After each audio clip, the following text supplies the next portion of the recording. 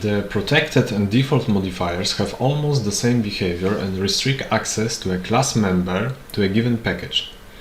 In addition, the word protected cannot be used to indicate a class, only class members, so fields, methods and constructors.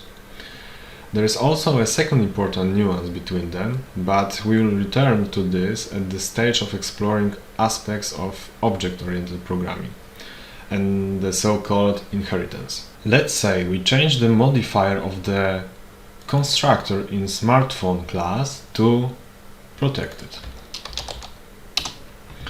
Now we have error in test class, where constructor is invoked. Smartphone has protected access in domain.smartphone. In other words, we don't have access to the constructor of smartphone class. If we move the smartphone test class to the same package as smartphone, so the package domain, the problem will be solved. If you want to use the default modifier, you simply put nothing. So there is no default like this.